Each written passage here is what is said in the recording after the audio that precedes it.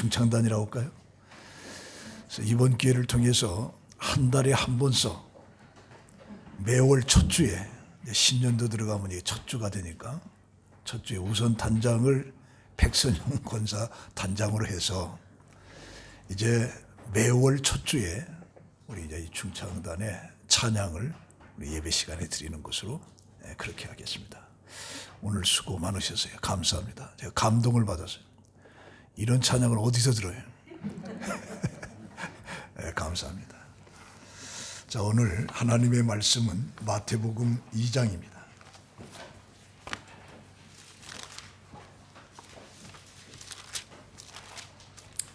마태복음 2장 1절에서 12절까지 봉독합니다.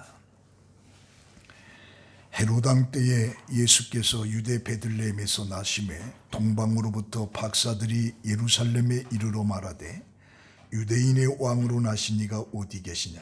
우리가 동방에서 그의 별을 보고 그에게 경배하러 왔노라 하니 헤롯 왕과 온 예루살렘이 듣고 소동한지라 왕이 모든 대제사장들과 백성의 서기관들을 모아 그리스도가 어디서 나겠느냐 물으니 이르되 유대 베들레헴이오니 이는 선지자로 이렇게 기록된 바 또 유대 땅 베들레헴아 너는 유대 고을 중에서 가장 작지 아니하도다. 내게서 한 다스리는 자가 나와서 내 백성 이스라엘의 목자가 되리라 하였음이니이다.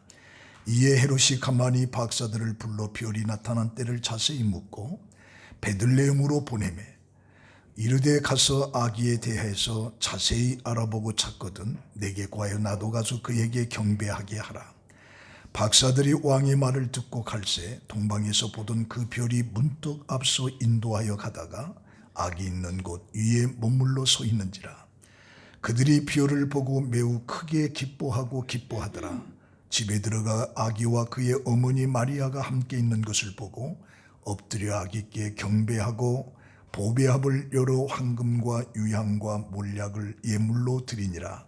그들은 꿈에 헤롯에게로 돌아가지 말라 지시하심을 받아 다른 길로 고국에 돌아가니라. 아멘.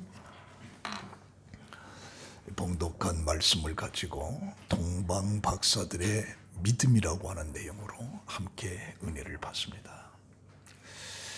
미국에서 일어난 일인데요. 어떤 심리학자가 40여 명의 학생들에게 단어 연상 테스트를 했습니다.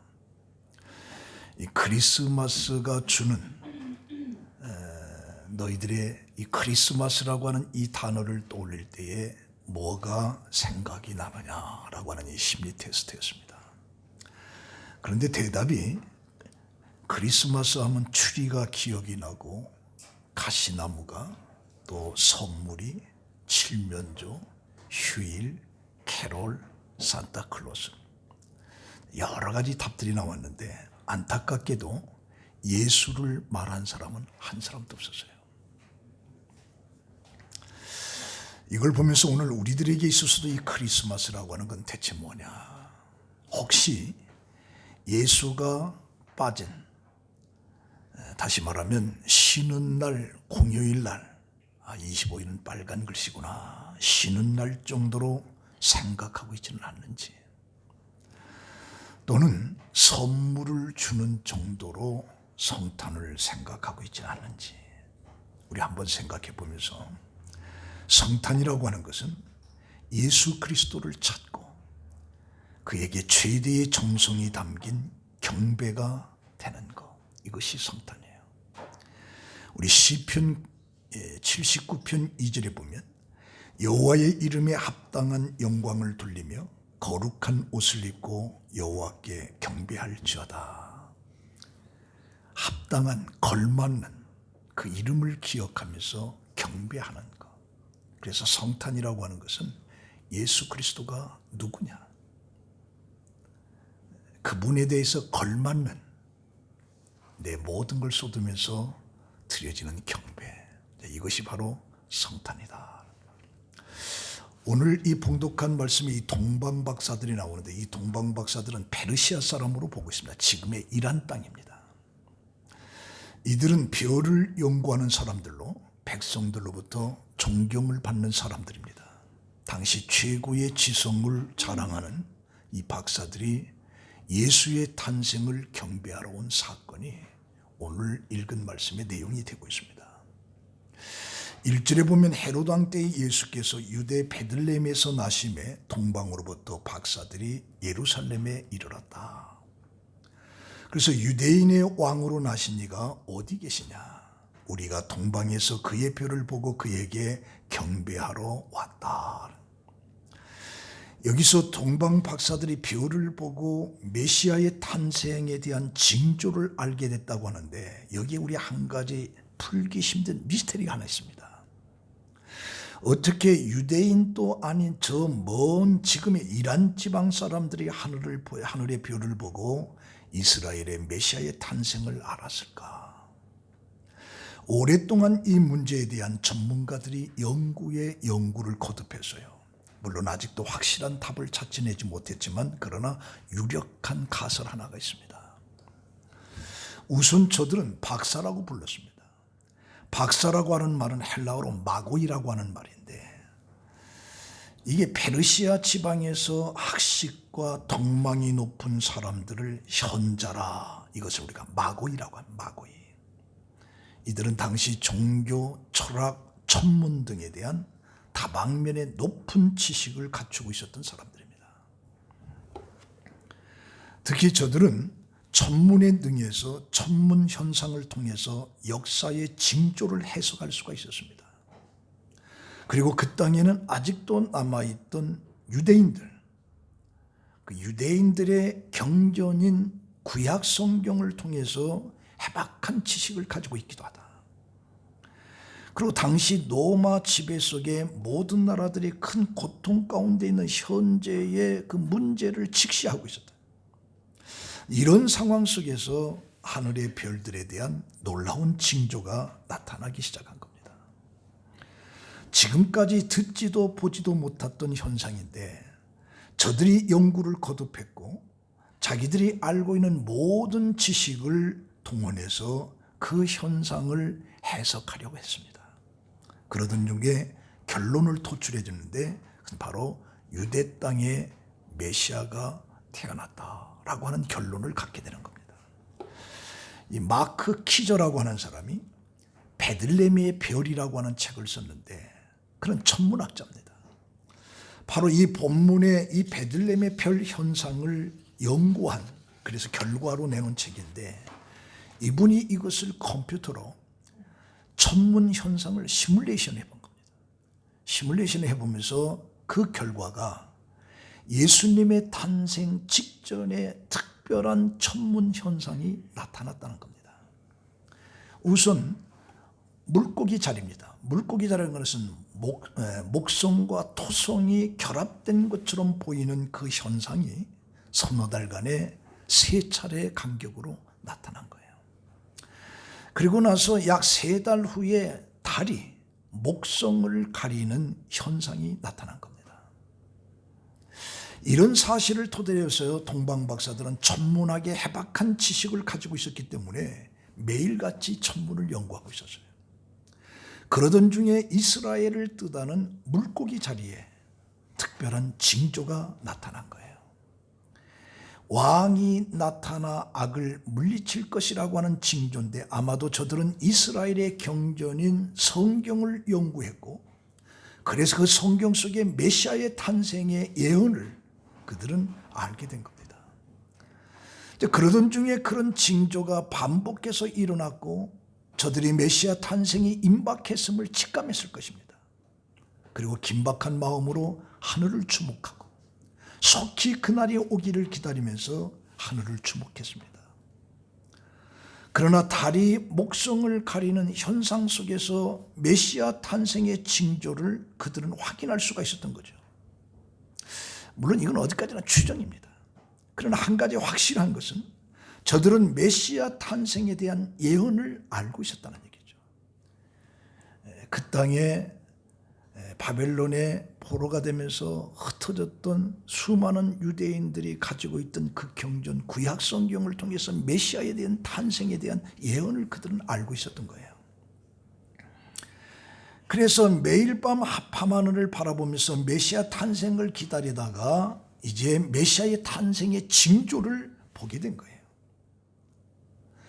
자, 그러면서 우리는 한 가지 생각해야 될 것은, 저들은 우리와 같이 같은 하늘을 보면서도 남들이 보지 못한 징조를 본 거죠. 그리고 유대인들도 아니면서도 그들은 메시아의 탄생을 기다렸다는 거예요. 그래서 그 표를 보고 그 별의 인도함을 따라서 예루살렘까지 온 것입니다. 자, 이런 동방박사들을 보면서 우리는 세 가지를 생각하고자 하는데, 첫 번째는 이 동방박사들의 믿음이라는 거예요. 2절에 보면 유대인의 왕으로 나신 이가 어디 계시냐, 우리가 동방에서 별을 보고 그에게 경배하러 왔다. 이 동방박사들은 메시아로 오신 유대인의 왕이라고 하는 확실한 믿음을 가지고 경배하러 왔다라고 그렇게 말을 해주고 있습니다. 그러나 메시아를 기다리는 유대나라, 그리고 모든 대제사장, 모든 백성들, 서기관들, 그들은 전혀 믿음을 찾아볼 수가 없었습니다. 그들은 메시아를 기다리고 있으면서도 메시아를 기다리는 그들의 삶의 모습 속에서 믿음을 전혀 찾아볼 수가 없었다는 거죠. 헤로드 왕은 유대인의 왕으로 태어났다라고 하는 말에 충격을 받습니다. 그래서 물어봅니다.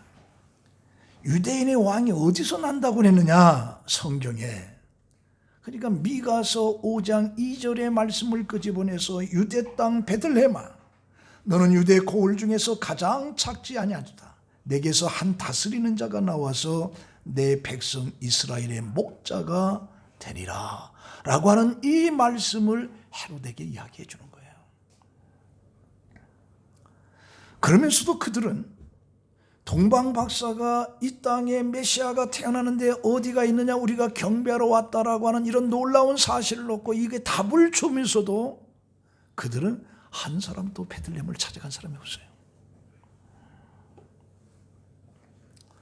이걸 보면서 그들은 메시아가 미가서의 베들레헴에 온다라고 하는 해박한 지식을 가지고 있고 메시아를 기다린다라고 하는 폼을 가지고 있었지만 진정한 믿음은 전혀 없었다. 전혀 없었다. 우리가 세상을 살아가면서 권력이라든가 돈의 힘이라든가 어떤 학력, 학벌이라고 하는 여러 가지 어떤 종류의 힘들이 있습니다.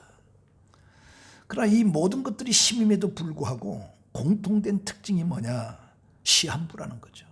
시한부라. 다시 말하면 혈기왕성한 사람도 세월 앞에는 장사가 없어요. 3대가 가는 부자가 없습니다. 10년 가는 권세가 없어요. 이 세상에는 참된 영원한 힘이라는 게 없다. 내가 아무리 많은 지식을 가지고 있고 해박한 지식을 가지고 있고 그게 힘이라고 하지만 그 힘이 영원한 건 아니다. 영원한 건 아니다. 하지만 놀라운 힘이 하나 있는데, 시간이라고 하는 시험대 앞에서도 결코 무너지지 않는 힘이 있는데 그게 바로 믿음이라는 거예요. 신앙의 힘이라는 거예요. 신앙의. 어떤 분은 인간을 세 종류로 분류했습니다. 하나는 미신적인 인간, 과학적인 인간, 신앙적인 인간이에요. 미신적 인간이라고 하는 것은 믿을 수 없는 것을 믿는 유치한, 저급한 그런 인간을 우리가 미신적인 인간이라고 말해요. 그리고 과학적 인간은 측량하고 계산할 수 있는 것만을 믿는 지식과 기술의 중심적인 인간이에요. 이런 사람은 인간의 한계를 뛰어넘습니다. 인간의 한계를 뛰어넘지 못해요. 그리고 죽음 앞에서 그들은 절망하게 되는 겁니다. 그들은 항상 한계를, 왜? 과학에다가 앞세우기 때문에. 그러나 신앙적인 인간은 이 모든 인간의 한계를 뛰어넘는 하나님의 영역을 인정하는 겁니다. 이성이 미치지 못하는 초월적인 세계와 능력을 받아들이는 겁니다. 그래서 경제학자 존 말은 이렇게 말합니다. 이해 관계로 모인 99명의 다수보다도 한 사람의 신앙인이 더 강하다 그래요. 99명이 뜻을 같이 모아도 한 사람의 믿음을 가지고 있는 사람이 더 힘이 세다라고 그렇게 말하고 있습니다. 그러면 나는 이 세상을 살아가면서 무슨 힘을 의지하고 있는가? 예수님은 말씀하십니다. 요한복음 16장 33절에 세상에서는 너희가 환난을 당하나 담대하라 내가 세상을 이겼노라. 내가 세상을 이겼노라고 하는 그 예수가 나의 힘이 되는지 우리 한번 생각해 보잖아요. 동방 박사들은 분명히 믿음을 보여주고 있습니다. 하나님이시며 전능자인 하나님, 창조주에 대한 하나님, 그 하나님에 대한 믿음을 그들은 가지고 있기 때문에 단지 별을 보고 그들은 예루살렘까지 찾아와서 메시아가 누구냐? 어디서 났느냐? 내가 경배하러 왔다. 그렇게 말하고 있어요. 또 하나는 이렇게 찾아온 이 동방 박사의 이 열정을 한번 생각해요. 열정을. 신앙이라고 하는 건 열정이거든요.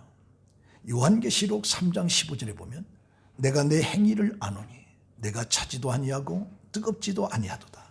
내가 차든지 뜨겁든지 하기를 원하노라. 내가 이같이 미지근하여 뜨겁지도 아니하고 차지도 아니하니 내 입에서 너를 토하여 버리겠다. 하나님을 섬기는 믿음을 가리키는 뜨겁지도 않고 차갑지도 않고 미지근한 그런 신사는 상태는 내가 토해버리겠다. 토해버리겠다. 자, 우리가 진정한 믿음을 확인할 수 있는 것은 그의 삶의 모습에서 봅니다. 삶의 행동에서 보는 겁니다. 삶 속에 보여주는 열정을 통해서 하는 겁니다. 이 동방 박사들을 보면 그 먼 길을 아기 예수에게 경배하기 위해서 온 거예요. 그 아기가 어떻게 생긴 것도 모릅니다. 그런 세상을 구원할 메시아라고 하는 거 하나만 그들은 믿고 그러고서 먼 길을 찾아오는 건데 이 동방 박사들이 열정이 없으면 그건 불가능한 겁니다. 우리 동방 박사라는 내용은 하나의 미스터리인데 동방 박사들이 어떻게 그 먼 거리를 단지 경배 드리기 위해서 올 수가 있었을까? 이게 미스터리입니다. 그 거리를 생각해 보면 그 동방 박사들이 왔다라고 하는 것은 이란의 우름이라고 하는 것입니다. 그 우름이라고 하는 것은 이란의 북서쪽에 있는데 여기서 예루살렘으로 가려고 하면 터키를 통해서 시리아를 통해서 요르단을 지나서 예루살렘에 와서 이스라엘에 와서 예루살렘까지 와야 되는데 그 길이 지금으로부터 2000년 시대이기 때문에 걷거나 말을 타고 낙타를 오는 건데 고대 문헌을 보면 이 길을 오려면 적어도 2달 정도는 걸린다. 왕복 4개월이에요. 그럼 거기에서 머무르고 거기서 찾고 거기서 유속하고 베들레헴으로 찾아가는 과정을 보면 6개월 정도 걸립니다. 6개월 정도. 6개월을 걸리면서 단지 경배하러 온 거예요. 그러면 그 6개월 동안 경비는 얼마나 많겠어요? 경비는. 반년 동안 하던 일을 그만두었으니 수입은 줄어들고 6개월 동안 여행을 하니 그 경비가 얼마나 많이 들었겠어요. 도대체 그런 그 먼 거리를 이렇게 위험을 무릅쓰고 투자를 해서 경비를 추추면서 왜 왔을까? 누가 오라고 한 것도 아닙니다. 누가 가라고 한 것도 아닙니다. 무엇을 얻을 수 있는 것도 아니에요. 근데 왜 왔을까? 이 본문에서 단 하나입니다. 경배하기 위해서. 이것을 보면서 오늘 우리들의 삶 속에서도 내가 무엇을 향한 열정을 가지고 있고 내 삶의 목적이 대체 무엇인가? 근데 이게 참 중요한 겁니다. 내가 무엇을 위해서 내가 열정을 가지고 세상을 살아가는가? 이 세상 속에 열정을 가지고 사는 사람들 참 많습니다. 어떤 사람은 돈을 벌기 위해서, 어떤 사람은 쾌락을 추구하기 위해서, 어떤 사람은 건강, 어떤 사람은 지식, 어떤 사람은 명문교, 어떤 사람은 나름대로의 모든 사람들에게 어떤 우월성을 갖기 위한 열정을 참 다 가지고 있습니다. 그러나 오늘 우리들에게 있어서 삶의 열정이 뭐냐는 게, 그 목적이 뭐냐, 이게 참 중요하다. 우리는 그리스도를 위한 삶의 목적, 그리스도를 위한 열정을 가져야 되는 거예요. 이게 다른 사람은 세상 사람과 다른 거예요. 여러분들 세상에 돈 벌기 위해서 목적을 가지고 있는 사람 얼마나 새벽 일찍부터 밤늦게까지. 여러분들 큰 회사 같은 이 오너들을 쳐다보면 그 사람들의 고통은 말로 못합니다. 그러나 하루 노동해서 하루 먹고 사는 사람, 그 사람들은 달라요. 그 사람들은 피가 마릅니다. 피가 마르요. 그러나 이런 열정, 이런 모든 것이 사실은 그들의 열정은 다 지나간 시한부에 불과합니다. 그런데 오늘 우리들은 예수 그리스도를 위한 어떤 열정, 예수 그리스도의 어떤 뜨거움, 바로 동방 박사들이 있었어요.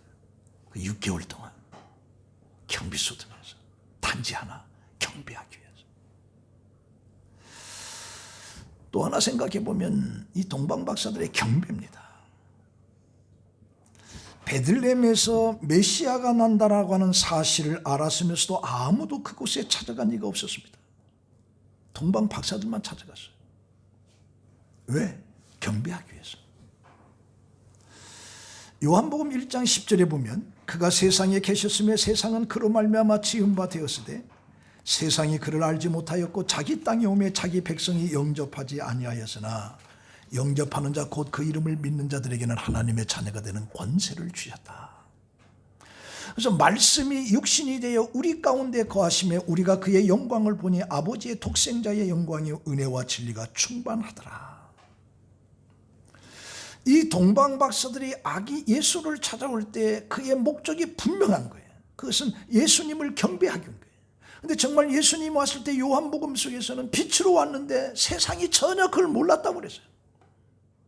근데 동방 박사는 알았다는 거예요. 와서 경배를 드렸다. 그래서 유대인의 왕으로 나신 이가 어디 계시냐? 우리가 동방에서 그의 별을 보고 그에게 경배하러 왔다 그래. 그런 예수님을 구경하러 온 것이 아닙니다. 취재하러 온 것이 아니에요. 연구하기 위해서 온 것이 아니에요. 무슨 토론회를 가지기 위해서 온 것이 아니에요. 단지 예수 그리스도를 경배하기 위해서 왔다. 경배하기. 그래서 본문 11절에 보니까 집에 들어가 아기와 그의 어머니 마리아가 함께 있는 것을 보고 엎드려 아기께 경배했다. 이제 갓 태어난 아이예요.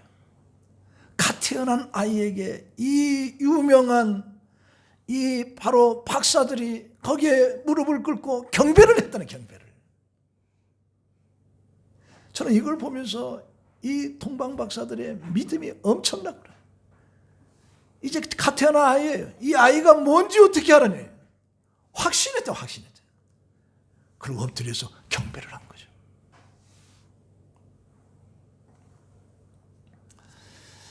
바로 이 경배하는데 예수님은 우리의 모든 정성을 통해서 경배를 받아야 할 뿐이라고 하는 사실을 우리는 알아야 돼요. 집에 들어가서 아기에게 경배하고 보배합을 여는 거예요. 황금과 유향과 몰약을 예물로 드려. 누구에게? 그와 갓 태어난 어린아이에게. 그 당시 황금과 유향과 몰약은 모두 특별히 왕에게 진상되는 상품이었어요. 귀한 예물이죠. 동방 박사들이 최고의 존경과 정성을 다해서 예수에게 경배했다라고 하는 것을 보여주는 겁니다. 황금과 유향과 몰약 이 세 가지 예물 때문에 아기 예수를 찾아온 이 박사들은 거기에 경배를 줍니다. 근데 사실은 우리가 이 예물 세 가지를 보면서 동방 박사 세 사람이 찾아왔다는데 성경에 세 사람이라는 말은 하나도 없습니다. 몇 사람이 찾아왔는지는 알 길이 없어요.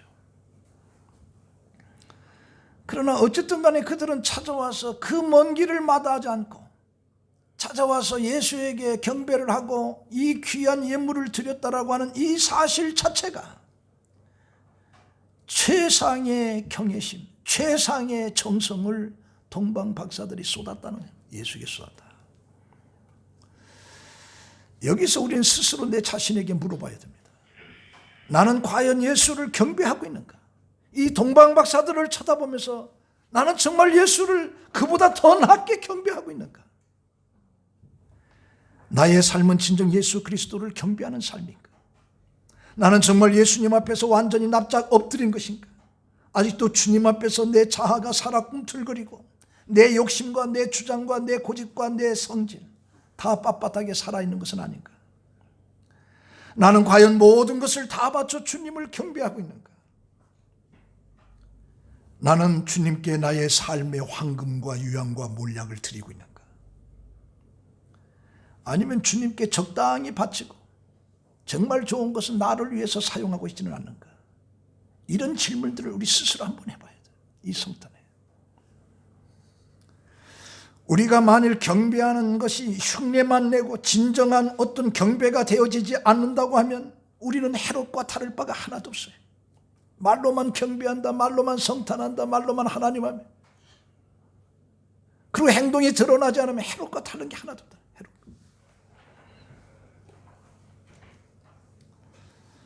한편에 이 동방 박사들과 양치는 그 목자들은 아기 예수에게 경배하러 왔을 때 다른 한쪽에 헤롯은 무엇을 했느냐? 갓 태어난 예수를 죽이기 위해서 음모를 구멸히 꾸미고 있었습니다. 그래서 동방 박사들로부터 유대인을 왕으로 나신 이가 어디 계시냐, 그 별을 보고 우리가 경배하러 왔다고 하니까 깜짝 놀라면서 그때가 언제쯤이냐, 예루살렘이 소동을 다 했어. 이 헤롯은 동방 박사들을 말한 그때부터 불러서 종교 지도자들에게 자세히 물어봤습니다. 그래서 뭐라, 나도 가서 경배를 드려야 되겠다. 그래 너희들이 알고서 나한테 와서 얘기하고 가라. 이렇게 말한 이 헤롯이 정말 아기 예수에게 경배하고 싶은 마음이 있었던 것인가? 아니다라니. 오히려 정확한 소재를 알고 그 아기를 죽이기 위한 헤롯의 음모가 그 속에 있었던 거죠. 그런데 별을 발견하고 경배했던 동방 박사들에게 천사가 나타나서 다른 길로 가라. 그들은 다른 길로 가는 거죠. 이에 속은 줄 알고 헤롯은 그때를 기준으로 해가지고 2년 된 이하의 모든 남자들은 전부 다 죽이는 거죠.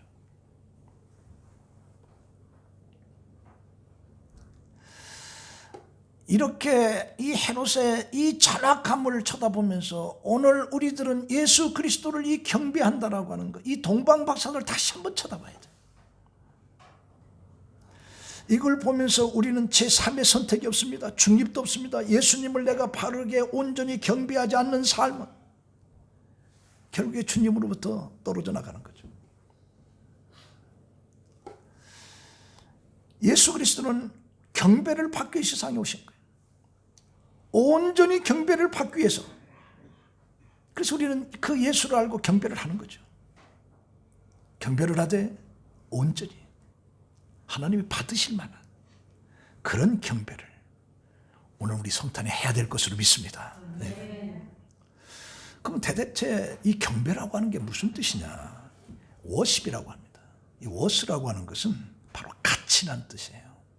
이 십이라고 하는 것은 전미사로 쓸 때의 상태, 성질을 말하는 거예요. 근데 이게 이제 결합된 건데 그럴 가치가 있다라고 하는 거예요. 워십이라고 하는 거예요. 그러니까 우리가 하나님을 경배할 때 하나님은 내게 무엇과도 비교할 수 없는 소중한 그런 가치 있는 분이라고 하는 것을 내가 경배 속에서 이게 드러나야 된다. 어떤 짜투리가 아니에요. 내 생의 모든 것을 쏟아져서도 그분이 내 인생에 있어서 정말 가치 있는 분이라고 고백하는, 이게 워십, 이게 경배, 이게 예배라는 거예요. 여러분들 그 요한복음 12장에 그 베다니에 살고 있는 마리아, 마르다, 나사로 3남매를 잘 아십니다. 그때 베다니에 예수님이 갔을 때 그 마리아가 값비싼 향유를 예수님 발에 붓습니다. 그 마리아가 그 값비싼 향유를 부을 때에 어떤 청을 드리기 위해서 부른 게 아니에요. 말씀을 듣기 위해서도 아닙니다. 어떤 위로를 받기 위해서는 것도 아니에요. 자기의 마음을 담아서 가장 소중한 옥합을 예수의 머릿속에 부었는 거예요. 이게 무려 300데나리온이라고 하잖아요. 300데나리온이 뭐냐? 1년 노동자의 임금이에요. 그러면 지금으로 보면 2천만 원, 3천만 원 되는 거예요. 이걸 예수의 머리에 부은 거예요. 그때 가룟 유다를 중심으로 제자들은 화를 내면서 그걸 왜 허비하느냐라고 허비하느냐고. 그러나 예수님은 그렇지 않았어요. 이때 마리아는 자기가 가지고 있는 그 모든 것을 다 드린 거예요. 아마 더 있었으면 더 드렸을 거예요. 이게 경배라는 거예요. 그 마리아가 예수에 대한 최상의 가치라고 하는 것을. 그래서 300데나리온을 쓴 거예요. 그때 쏟아 부은 거죠. 뭐 가론유다는 그걸 팔아서 가난한 사람들에게 나눠주면 더 좋을 뻔했다, 여러 가지 이야기를 했습니다만 예수님은 그것을 다 받아들인 거죠. 마리아는 예수가 그만큼 그보다 더 큰 가치가 있다는 걸 알았어요. 그래서 쏟아 부은 거죠.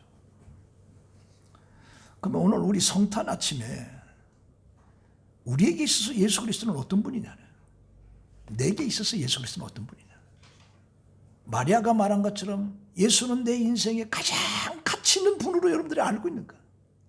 그리고 그분에게 경배하고 있는 거야. 요한복음 1장 9절에 보면 예수를 참 빛이라고 말하고 있습니다. 그 빛이 세상에 왔습니다. 그 빛이 세상에 왔는데 세상은 어떤 세상이냐? 어둠으로 가득 찬 세상이에요. 그 어둠을 걷어내고 빛으로 오신 거죠. 생명을 주시기 위해서 오신 거예요. 이 성육신, 인카네이션은 바로 하나님이면서 인간의 몸으로 우리가 인카네이션이라고 하죠. 쉽게 말하면 성탄을 왜 왔느냐는 우리를 구원하기 위해서 십자가에 죽으시기 온 거예요. 그래서 여러분들 성탄은 태어난 것만 생각해서는 안 돼요. 그 몰트만이라고 하는 신학자는 뭐냐, 태어난 이 성탄 속에 부활이라고 하는 걸 같이 집어넣어줘야 된다. 그러니까 자기 몸을 인간들을 구원하기 위해서, 인간들을 이 세상 어두운 세상에서 구원하기 위해서 하나님이면서도 인간의 몸으로 이 땅에 온 인카네이션, 이게 바로 성탄이라는 얘기. 성탄.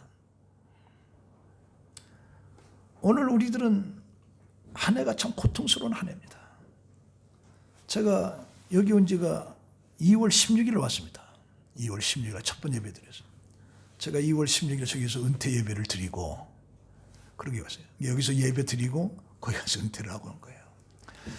그때부터 코로나가 올 한 해가 다 가더라. 코로나가 지금은 더 심해지고 있습니다. 뭐 1000명이 넘어가고 있잖아요.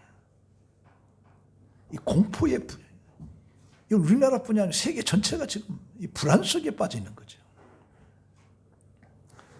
뭐 문재인 대통령은 뭐 터널이 보인다고 했는데 터널이 보이는 게 아니라 터널이 지금 안 보이고 있어요. 안 보이고 있어요. 이런 상황 속에 요한 1서 1장 5절에 보면 하나님은 빛이라. 빛이라 했어요. 그리고 구약 성경 마지막 말라기 4장 2절에 보면 내 이름을 경외하는 너에게는 공의로운 해가 떠올라서 치료하는 광선을 비치리. 너희가 나가서 외양간에서 나온 송아지같이 뛰리라. 저는 이번 성탄을 통해서 성탄에 오신 예수는 빛으로 오셨다. 우리 삶 속에 어떤 코로나, 어떤 이게 두려움, 또 가정의 어떤 질병, 가정의 문제, 이런 것들이 바로 빛으로 오신 그 생명의 빛이 오늘 여러분들에게 비춰서 이 성탄에 모든 것들이 치유되는 그런 놀라운 축복의 길을 예수의 이름으로 축원합니다. 저는 어제 그 신문을 보면서 이 박정호 씨라고 하는 중앙일보 논설위원입니다. 이 성탄이 되면 항상 떠오르는 생각이 있다. 그러면서 그 논설위원의 한 글 보고서 제가 감동을 받았는데, 이때쯤 되면 항상 떠오르는 사람이 있는데 평생을 소외 여성과 함께 온 이인복 씨, 나이가 83세더라고요. 나사렛 성가원 이사장이다. 이 평창동에 있다고 그래요. 평창동. 그래서 제가 좀 한번 찾아가 보려고 그랬지, 어떤 곳인지. 70년 전, 지금 한국전쟁이 일어난 1950년 12월 23일, 결코 그날을 자기는 잊을 수가 없다. 그때 나이가 13세였답니다. 13세. 그런 인천시 부평 장마당에서 성냥과 양초를 팔았어요. 12월 23일 참 추운 때 아니겠어요. 마침 그때 침례교 목사인 미군 흑인 병사와 가톨릭 신학생인 한국의 청년을 만났는데, 그들은 춥고 배고픈 이 13살짜리 성냥과 양초를 그 부평 장마당에서 팔고 있는 그 어린 소녀에게 식량과 담요가 담긴 배낭을 하나 주고 가는 거예요. 그러면서 살아오면 꼭 너를 찾아올게. 그리고 약속을 해요. 근데 인연은 그것으로 끝났어요. 아마 죽은 것 같아요. 죽은 것 같아요. 그 재회는 이루어지지 않았지만 이후 소녀는 새로 태어났다. 고학원에서 동생들을 돌보고 고학으로 대학을 마치고 숙명여대 국문과 교수가 되고 전쟁통에서 만난 그 두 은인에 대해서 그는 내가 세 사람 목을 살자. 세 사람 목을 살자. 이렇게 생각한 거예요. 다짐한 거죠. 그래서 1978년 교수 첫 월급을 떼어서 어려운 여성들을 돕기 시작했는데 몸을 파는 여자, 매를 맞는 여자, 가출한 여자들을 위해서 쉼터를 만들었어요. 그게 바로 평창동의 나사렛 성가원이라고. 지금껏 오갈 데 없는 수천 명의 여성이 이곳을 거쳐간 거죠. 근데 바로 이 씨가 4년 전 고관절 수술을 받고 지금은 경기도 포천 자택에서 꼼짝 못하고 있는데 온종일 침대에서 벗어나지 못하는 처지 속에 놓여 있다. 근데 중요한 것은 그가 망가질 대로 망가진 극한의 고통에서도 지금처럼 행복하고 편하고 온 때가 없었다. 의자에 고관절로 인해서 4년 동안 침대에 누워 있으면서도 지금처럼 행복하고 편하고 온 때가 없었다. 그렇게 고백을 하는 거예요. 그 퇴직금 전액을 성가원에 내었고 70년 전 만났던 예수님 덕분에 그때 그 신부와 그 신학생을 예수를 만난 것으로 생각한 거예요. 그래서 내가 새 목을 살겠다. 새 목을. 그 예수님 덕분에 여태껏 보호하면서 내가 살아간다. 몸이 너무 아프니까 대래 예수님과 더 하나가 된 것 같아요. 내가 몸이 아프니까 하나님과 더 가까워진다. 더 가까워진다. 그래서 매일 지인과 가까운 사람들에게 카톡으로 성경 말씀을 보내준다. 왜 그러냐? 이게 내가 살아있다는 증거라.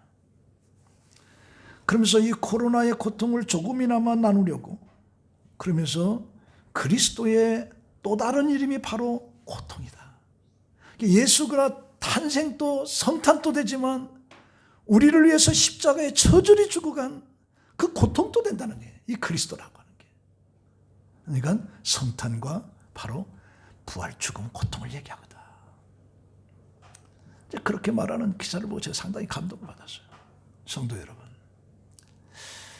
2000년 전에 하나님이면서도 이 어두운 세상에 나 같은 것을 구원하기 위해서 십자가에 죽기 위해서 처절하게 피를 흘리기 위해서 이 땅에 오신 그 예수 그리스도가 나에게서는 최고의 가치가 되어야 됩니다.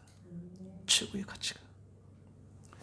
정말 그분이 내게서 가장 귀한 분이라고 여러분들은 말할 수 있겠는가?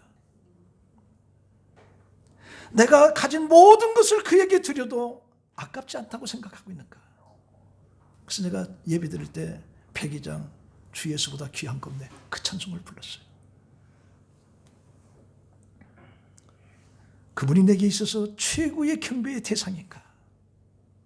이런 것들을 좀 생각해 보면서 예수는 내 인생에 가장 가치 있는 분. 그분을 위해서 무엇을 다 드려도 아깝지 않는 그런 거룩한 분이라고 하는 것을 인식하고 고백하는 그런 성탄이 되기를 예수의 이름으로 축원합니다. 기도하겠습니다. 하나님, 이 성탄에 하나님이면서도 인간의 몸으로 오신 성육시신 예수, 그 예수가 내게 있어서 가장 최고의 가치 있는 분인가? 그분을 위해서 나의 소중한 것도 다 드릴 수 있는 그만할 만한 가치가 있는 분으로 내가 고백하고 있는지, 이번 성탄에 그 예수를 통해서 우리 성봉교회 모든 성도들이 치유의 광선을 통해서 치유받는, 또 회복되어지는 그런 축복이 있게 하여 주시옵소서.